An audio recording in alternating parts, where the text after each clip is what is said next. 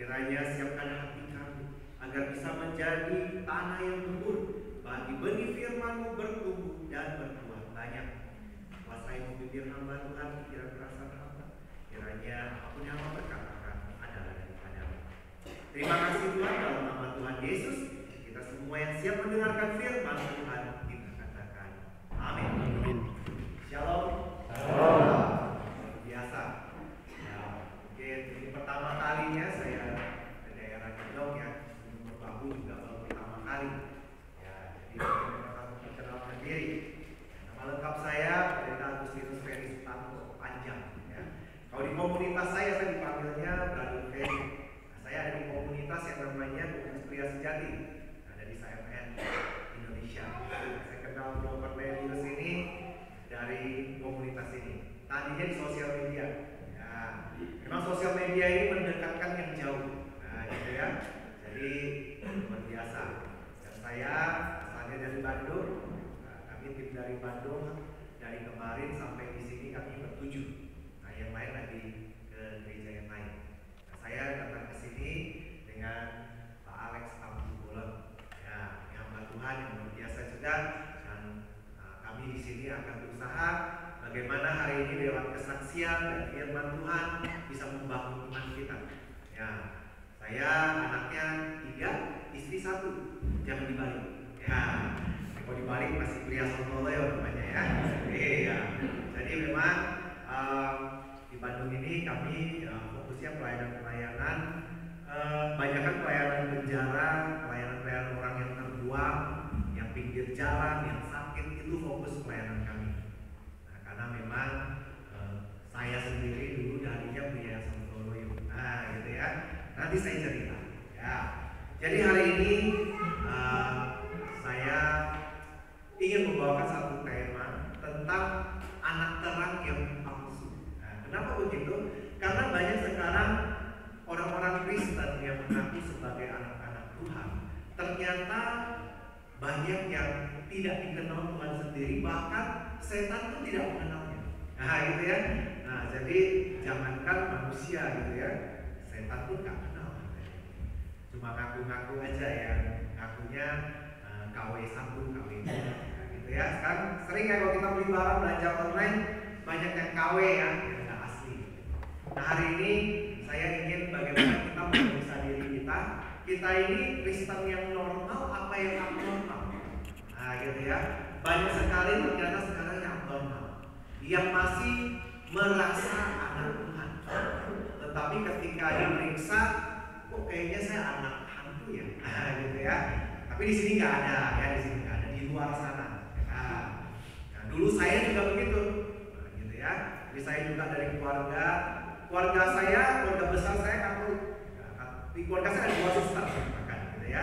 Jadi hidup dalam keluarga yang ya boleh dibilang rohani, tetapi ternyata tidak mengenal Tuhan, bahkan Tuhan juga nggak kenal, gitu ya.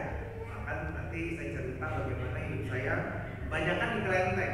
Saya dari Kalimantan Barat, ibu-ibu, saudara-saudaraku. Ya, jadi Kalimantan Barat satu kota kecil namanya Pemangkat. Kalau dari Pontianak tuh masih 4 jam ke arah Sambas. Nah, di situ adalah namanya daerah yang kota 1000 kelenteng. Nah, karena jalan 100 meter kelenteng, ya. Nanti saya cerita seperti apa. Nah, hari ini seperti di slide ditulisnya anak terang palsu. Nah, di dalam bahasa Inggris saya tulisnya who shall I you, atau kamu anaknya siapa? Nah, terus cek dulu ya, jangan-jangan anak yang lain gitu ya. Next slide kita lihat di 1 Yohanes 3 ayat 8 dan 10. Barang siapa telah berbuat dosa berasal dari iblis, sebab iblis berbuat dosa dari mulanya. Untuk inilah anak Allah menyatakan dirinya, yaitu supaya yang membinasakan perbuatan-perbuatan iblis itu. Inilah tandanya anak-anak Allah dan anak-anak iblis. Setiap orang yang tidak berbuat kebenaran tidak berasal dari Allah. Demikian juga barang siapa yang tidak mengasihi saudaranya. Nah, kira-kira ayat ini adalah ayat yang untuk membedakan, nah, gitu ya, membedakan mana yang asli, mana yang palsu. Nah, jadi kadang dalam hidup kita banyak sekali kita berasa. Saya pernah satu kali gini, saya ini banyak penginjilan tuh di sosial media. Nah, gitu ya, saya punya 120 grup WA Di situ tempat saya menginjil. Dan setiap hari dapat banyak jiwa. Sejak pandemi ini, wah luar biasa banyak jiwa ya. Saya setiap bulan pasti ada baptisan, pasti ada yang bertobat dan lain-lain.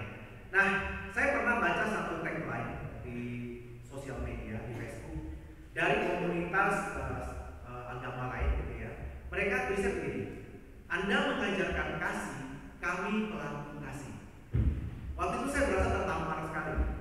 Saya tahu dia pasti menyindir orang Kristen yang mengajarkan kasih, tetapi jarang melakukan. Nah itu ya.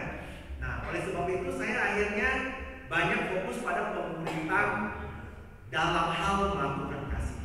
Karena kasih adalah yang utama. Katanya Allah itu kasih. Berarti dia yang paling utama. Ada iman, ada pengharapan, tetapi yang utama kasih. Ada yang penting, ada yang utama. Nah gitu ya. Jangan sampai kita banyak melakukan yang penting, tapi yang utama malah dilupakan. Jadi kasih itu adalah dasar dari iman kita. Apapun itu firman pun dasarnya harus kasih. Karena Allah itu kasih. Nah, gitu ya. Makanya kita perlu memeriksa hari ini, apakah kita ini anak-anak kasih? Ya, bahkan tadi di ayat yang ke-10 ditulisnya, demikian juga barang siapa yang tidak mengasihi saudaranya. Nah, ini salah satu patokan gitu ya. Makanya dasarnya kasih. Nah, banyak sekarang anak-anak Tuhan yang merasa perlu boleh kompromi karena merasa sudah selamat. Nah, ceritanya gitu ya. Oh iya, zaman sekarang zaman kasih karunia. Jadinya udahlah, ada yang namanya dosa kecil, ya kan? Ada dosa besar, jangan yang dosa besar. Dosa kecil, sekali-sekali katanya. Ya, saya kira di sini nggak ada. Ya, ada di luar sana. Yang orang masih menganggap ada membedakan antara dosa kecil dan dosa besar. Tapi kalau di Alkitab kalau kita baca katanya dosa itu ujungnya maut. Apapun dosanya, gitu ya. Jangan kita beda-bedakan. Karena kompromi itu ya masalah. Ada yang bilang sekali-sekali nggak apa-apa. Ada yang bilang gini, untuk berbuat demi kebaikan nggak apa-apa. Nah, gitu ya. Saya tidak setuju dengan istilah kebaikan itu pasti kebenaran. Tidak semua yang baik itu benar, tetapi semua yang benar pasti baik. Nah itu harus kita samakan persepsi. Karena Alkitab itu adalah jalan kebenaran. Yesus itu jalan kebenaran, bukan jalan kebaikan. Banyak di luar sana yang mengajarkan kebaikan, tapi belum tentu benar. Contoh sekarang di dunia ini banyak yang sekarang berusaha menanamkan pengajaran kebaikan. Apa itu? Tentang hak asasi manusia. Nah, gitu ya. Sehingga kenapa di dunia sekarang lagi meratifikasi peraturan tentang boleh menikahkan yang sejenis. Kenapa? Dasarnya hak asasi manusia, hal kebaikan. Jadi harus hati-hati. Jangan sampai karena dianggap baik kita melakukan yang tidak benar. Lakukan yang benar masih baik. Ya, gitu ya. Itu prinsip hidup saya. Saya maunya melakukan yang benar walaupun itu menyakitkan. Tetapi itu akan membawa kebaikan. Nah, gitu ya. Tetapi tidak semua yang baik akan menghasilkan yang benar. Nah, salah satu contohnya. Atau misalnya kita bilang untuk apa ya? Misalnya berbohong untuk kebaikan. Saya kadang bingung bagaimana logikanya. Kita mau mengajarkan yang benar dengan melakukan yang jahat. Kok bisa? Melakukan yang jahat menghasilkan yang benar. Apa bisa? Gitu ya. Jadi hati-hati. Kompromi. Kalau kita yang suka berkompromi, nah itu yang disebut sebagai anak-anak terang palsu. Yang setan pun tidak kenal. Di Kisah Para Rasul 19 ayat 15 itu ada cerita tentang anak-anaknya Skewa. Ada 7 orang. Mereka berusaha mengusir setan itu. Lalu setan bilang sama anak-anak itu, kalau Yesus kami kenal, Paulus kami tahu, tetapi kalian siapa kalian? Nah gitu ya. Jangan sampai setan pun tanya sama kita, kamu siapa? Ngusir-ngusir saya. Nah gitu ya. Bukannya kita berteman, kan baru kemarin kamu melakukan dosa. Nah, gitu ya. Hati-hati. Nah, jadi hari ini kita diingatkan di 1 Yohanes 2 ayat 6 mengatakan, barang siapa mengatakan bahwa ia ada di dalam dia, ia wajib hidup sama seperti Kristus telah hidup. Coba next slide. Ya. Di situ ditulis bahwa orang Kristen, namanya Kristen itu kan pengikut Kristus ya. Kalau kita mengikuti Kristus, maka kita wajib hidup seperti Kristus hidup. Nggak boleh beda. Kata wajib itu perintah, bukan undangan. Banyak orang sekarang menanggapi firman itu sebagai undangan. Jadi boleh lakukan, boleh enggak. Perintah itu kewajiban. Tidak melakukan ada konsekuensinya.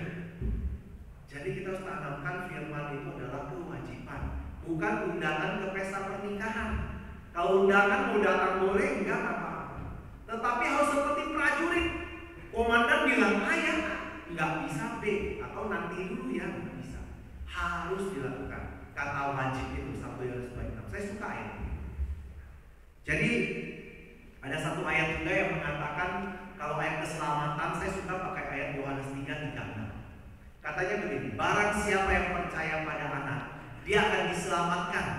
Tetapi barang siapa yang tidak taat pada anak, maka murka Allah tetap padanya. Kata percaya itu taat. Jadi iman percaya itu harus iman yang taat. Nggak bisa yang setengah-setengah, apalagi yang berkompromi. Tidak bisa. Iman yang taat. Bahkan imannya Abraham yang dulu belum ada hukum Taurat di zamannya dia, iman percaya dia, iman taatnya dia itu dianggap kebenaran oleh Tuhan. Karena dia taat. Disuruh ke satu tempat yang dia tidak tahu di mana, pergi dia. Berapa jauh dia juga nggak tahu. Disuruh bunuh anaknya, dia taat. Akhirnya Tuhan tahu imannya. Kita seperti itu, militan. Jangan kompromi. Nah, ketika kita kompromi, maka kita tidak dikenal Tuhan, setan pun tidak kenal. Nah, sebelum saya mau lanjut, ciri-ciri dari orang-orang yang disebut mana yang berdusta, mana yang anak hantu, mana yang anak Tuhan gitu ya. Saya mau kasih satu contoh kesaksian hidup dari rekan pelayanan saya, Pak Alex. Dia punya kesaksian bagaimana tentang dikenal setan apa enggak. Nah, gitu ya. Oke, saya persilakan. Ya, Pendeta Alex Abu Bolan, silakan. Mari.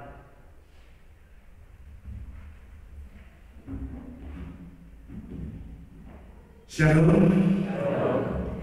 Bapak Ibu dan saudara yang dikasihi Tuhan, saya sungguh bersuka cita.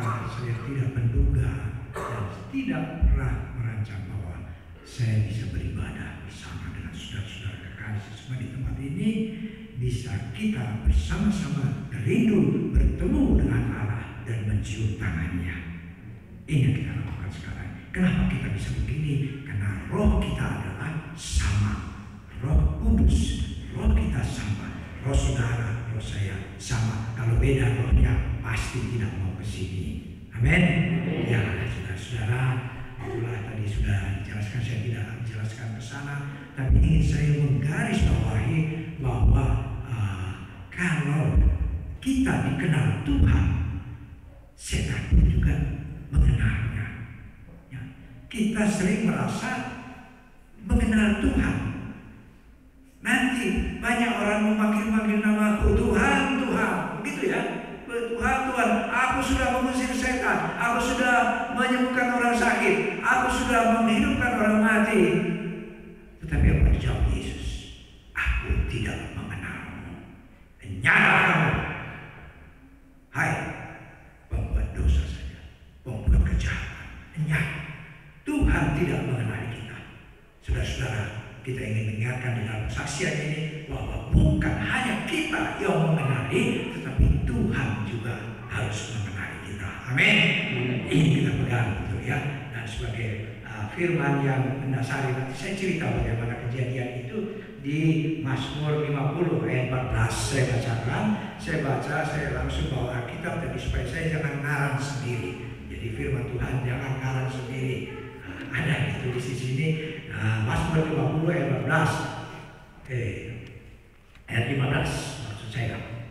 Berserulah kepadaku pada waktu kesusahan, aku akan meluputkan engkau dan kau akan memuliakan aku. Berserulah kepadaku. Ini sepadan dengan di Yeremia 33 ayat 3. berserulah kepadaku, maka aku akan menjawab engkau. Berarti Tuhan mengenali kita.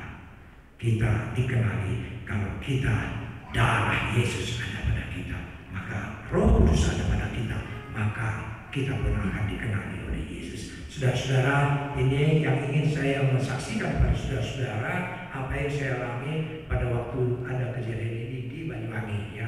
Pada waktu itu saya masih mengabdi kepada negara, mengabdi langsung, saya ngurusi hutang-hutang. Ya. Apa yang ada di sini? Bukan konvensional. Mandor ya, perhutani. Ya, tahu ya perhutani. Saya jadi administrator di sana. Datang telepon dari bos besar saya. Ya, bos besar saya, direktur utama Lex, Pak Alex, saya mau datang ke daerahmu. Siap Pak. Ya, nanti antar saya ada satu ke hutan tutupan. Hutan tutupan, hutan lindung yang tidak bisa diapa-apakan. Dan di sana ternyata adalah pusat penyembahan daripada kuasa kegelapan. Saya bergumul, apakah saya harus ikut di dalam rombongan ini atau tidak? Kalau tidak, berarti saya tidak menghormati bos besar saya. Sedangkan saya ada di situ juga atas SK atau perintah daripada bos besar, direktur utama. Saya berdoa, saya bergumul dengan Tuhan. Tuhan, apa yang saya berbuat? Saya dapat inspirasi dari Roh Kudus. Apa itu? Berikan kepada Kaisar yang dari Kaisar, berikan kepada Allah yang untuk Allah. Wah, saya mantap langsung. Amin. Saya akan layani dia. Saya akan temani dia. Karena begitu anunya, SOP-nya. Saya akan temani dia. Tetapi saya tidak ikut di dalam ritualnya. Ini sini kuncinya. Jadi saya harus bisa menjaga diri saya. Berangkatlah kami, datang beliau, berangkat kami, singkat kata, masuklah kami jam 12 malam, jam 1 malam. Jalan kami 200 meter, baru sampai di situ, barulah saya tahu betapa banyaknya orang-orang di situ mencari-cari wangsi, mencari kekayaan mungkin, ya, dan mencari berkah katanya. Nah, ini yang terjadi manusia ini. Dan di situ tidak ada pangkat, tidak ada orang kaya atau orang terkenal, sama semuanya bergeletak di tempat itu. Saudara-saudara, masuklah rombongan ini dan saya permisi, saya bilang kepada Pak Direktur Utama, Pak, Bapak silakan masuk, saya tidak ikut, saya di luar saja. Saya menjaga keamanan Bapak. Alasan saya begitu, ya, karena saya tidak mau masuk supaya saya jangan ikut dalam ritualnya. Nah, oh ya, dan dia tahu satu-satunya saya adalah yang bukan Muslim. Dia tahu. Nah, jadi dia menghargai saya. Mulailah mereka masuk di dalam, kemudian berbaris belajarnya ada 5 kalau tidak salah, di belakang juga ada 5 pejabat-pejabat semuanya. Nah, mulailah ada pembicaraan mereka. Waktu itu saya belum masuk, kemudian ada panggilan suruhan dari dalam memanggil itu Pak Alex suruh masuk kami. Pak, Bapak disuruh masuk. Wah, gak bisa menolak saya. Baik, tapi sebelum masuk saya berdoa, Yesus, tolong aku sertai aku. Saya percaya, saya berseru kepada Yesus. Ya. Dalam nama Yesus semua tidak ada ini kuasa-kuasa kegelapan sebelum masuk saya. Masuk saya sudah mantap. Tidak ada lagi perasaan saya melihat benda-benda apapun yang di situ orang-orang. Saya anggap biasa saja, tidak ada apa-apa. Ya benda biasa. Saudara-saudara, setelah itu saya duduk di barisan kedua. Nah, mulailah di apa namanya kalau bahasa Jawa ya, di condro ya, di saran diomongi, kamu gini, nanti akan begini, di condro, ya dirangkap sama si kucingnya ini. Nah, satu istrinya, dia, anaknya, terus sampai kepada barisan yang kedua. di sebelah saya, habis dari saya, pasti saya kan, saya urutannya. Nah, disinilah saya sudah ambil tekad, saya berdoa dalam iman saya saudara. Kalau saya nanti bersalaman dengan dia, saya akan genggam erat, saya akan tatap matanya, saya tepik dia dalam nama Yesus. Dalam nama Yesus. Apa yang terjadi? Dari sebelah saya sudah siap-siap akan menerima tangannya, dilewat sebelah saya, sebelah kanan. Begitu seterusnya sampai selesai. Habis itu selesai. Jadi saya tidak disalahkan. Bertanya orang supaya sudah sampai ke pos, kami dibalas sama mereka. Kok Pak Alex tidak disalahkan, dicontoh karena jadi gak ketahuan kita bagaimana dia katanya. Saya ketawa saja kan, saya ketawa saja. Tapi istrinya bos ini bilang, iya Pak Alex itu kan danyangnya sih dikonconi itu katanya. Ya karena mereka tahu saya bukan agama Islam. Ya, mereka tahu beda orang ini. Jadi apa yang terjadi? Saya ditutupi oleh tabir. Ya, tabir kemudian. Kenapa? Itu tadi. Setan juga tahu dia bahwa ini anak Allah. Jadi saudara-saudara yang milik Yesus, yang sudah dibaptis, dia menjadi anak-anak Allah yang sudah menerima Roh Kudus. Ya, jadi jangan takut lagi. Jangan takut lagi. Dilewat. Saya dilewat. Saya juga heran pada waktu itu. Saya sudah siap-siap untuk bertempur dalam iman ini. Ya, maka saya target kamu. Kuat mana kamu dengan Tuhanku? Nama Tuhan Yesus demikian. Jadi artinya apa saudara-saudara? Nama Yesus betul-betul nyata, kuasanya nyata.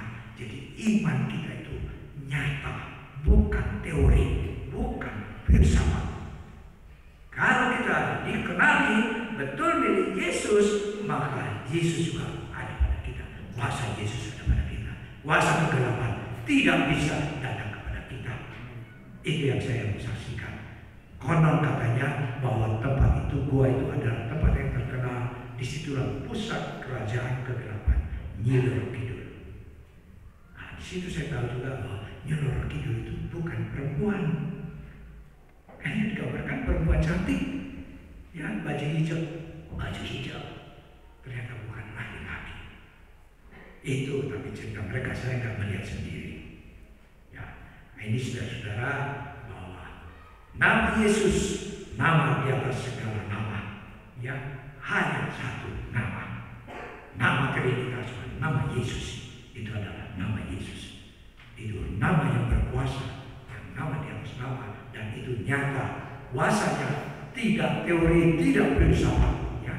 Jadi itulah tadi saya membacakan, mengingatkan kita Mazmur 50, berserulah kepadaku, sama dengan juga di Yeremia 33 ayat 3, berserulah kepadaku, maka aku akan menjawab engkau. Berserulah kepadaku dalam kesesakan, ayat 15. Berserulah kepadaku pada waktu kesesakan, aku akan meluputkan engkau. Saudara-saudara, berserulah kepada Tuhan, berserulah kepada Tuhan, minta pada Dia, maka Tuhan akan meluputkan.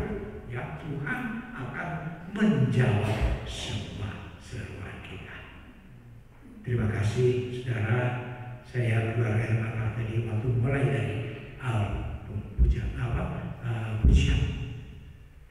Saya bisa berada di tempat ini, jauh kami, dan ini di atas gunung buat saya, kami ya di atas gunung, dan ya ternyata kita bisa bersama-sama ya beribadah, kita bisa bertemu dengan Allah, dan kita bisa mencium tangannya, dan saya berharap tidak ada seorang pun yang gagal dalam ibadah kita. Amin. Amin. Tuhan berkati.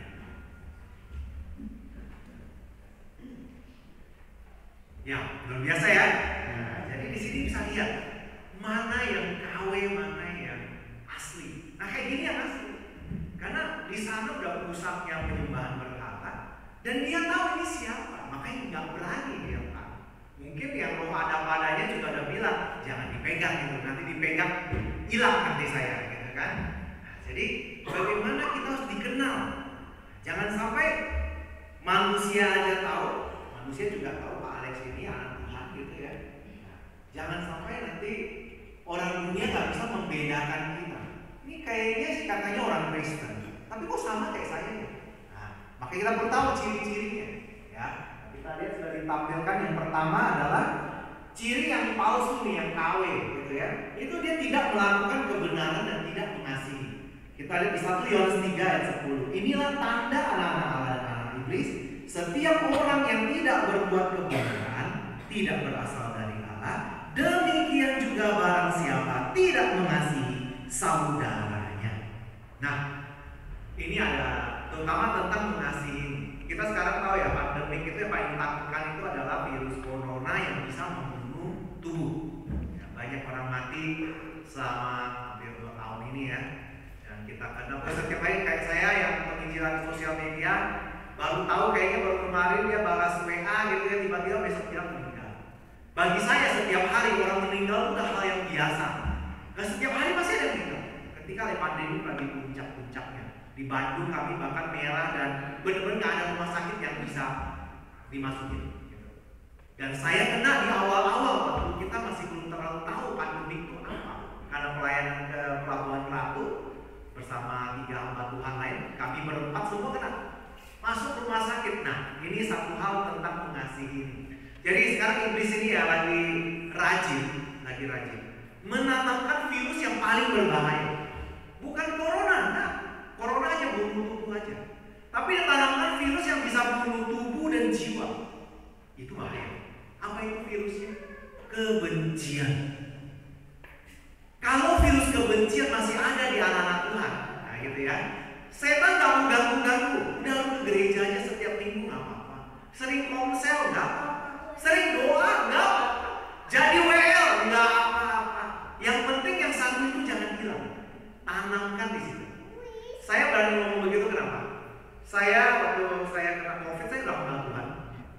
Terus ketika dalam rumah sakit saya ngomong sama Tuhan. Dan ketika saya khotbah juga sering saya ngomong. Saya ini prinsip hidupnya adalah hidup seakan besok tidak ada.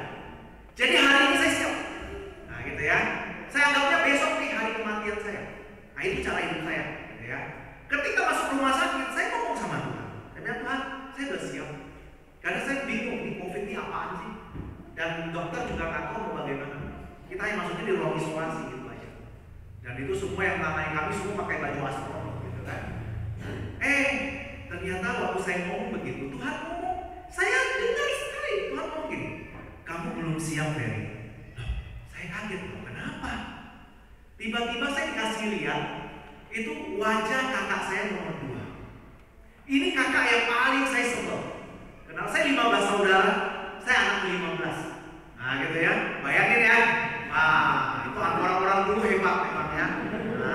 15 saudara, bahkan kami dari keluarga yang sangat miskin. Nah gitu ya, di Kalimantan Barat sana. Kota kecil namanya Pemangkat. Nah, bagaimana? Nah, kakak saya nomor 2 ini, kebetulan cewek, dia tidak married. Saya ada 3 kakak yang tidak married. Nah gitu ya. Ketika adik-adiknya pacaran, selalu tidak suka gangguin. Nah, saya gara-gara kakak ini saya putus cinta dengan pacar saya pertama. Gara-gara dia, karena ada surat saya kirim, dia nggak kirimin, dia simpan. Malah waktu hari raya Imlek dan hari Valentine itu dibacain di depan umum gitu. Wah, saya malu sekali. Nah, terus pacar saya putuskan saya. Itu udah lama waktu saya SMA. Tapi saya simpan dendamnya sampai saya jadi hamba Tuhan pun belum saya ampuni. Saya jarang nggak pernah doakan dia. Semua saya mau berdoa untuk keluarga besar saya karena 15 orang, saya nggak pernah doain satu-satu. Saya doain bilang, oh keluarga besar Sutanto, udah gitu aja. Tapi kalau saya ingat kakak saya ini, saya pasti marah. Udah hamba Tuhan tuh. Tuhan bilang, Ferry, kamu belum siap. Ternyata Tuhan nggak kenal tuh. Saya diingatkan, saya langsung nangis. Ternyata saya selama ini sombong sekali. Nah, bahwa saya ini saya hamba Tuhan. Mati masih masuk surga. Tuhan bilang, belum. Masih ada yang belum beres. Saat itu juga saya telepon kakak saya. Dan saya mengakui kesalahan saya. Dan dia kaget. Kok kamu masih marah sih? Itu udah lama sekali. Dan saya kan cuma bercanda. Saya bilang, kamu bercanda. Tapi saya dalam, saya putus cinta, kamu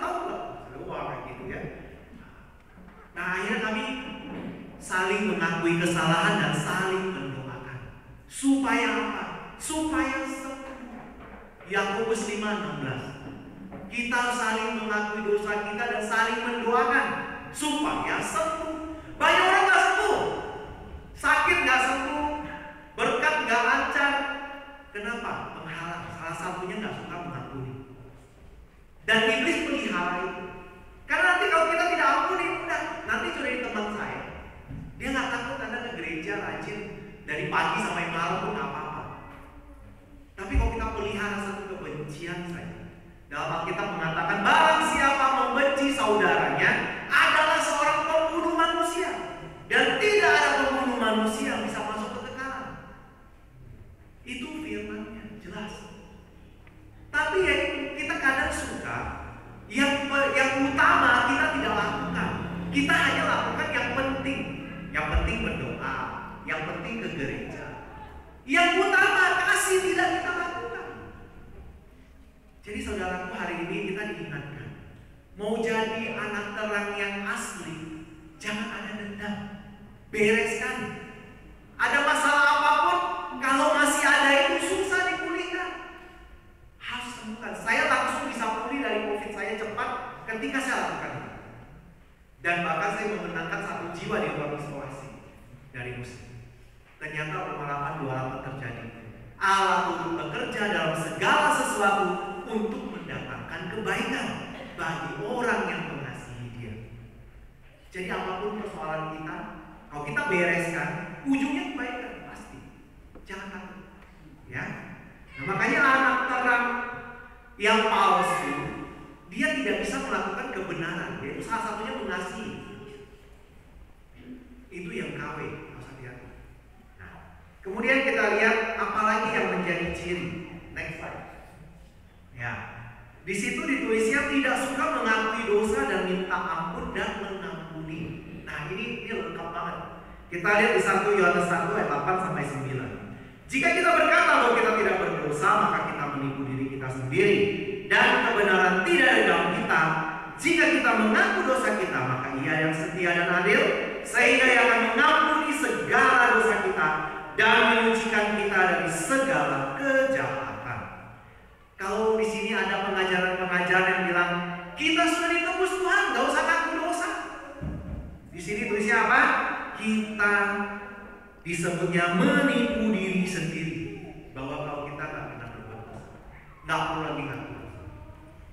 Harus kita akui dosa kita di hadapan Tuhan. Kenapa ketika Tuhan, ketika Adam jatuh dalam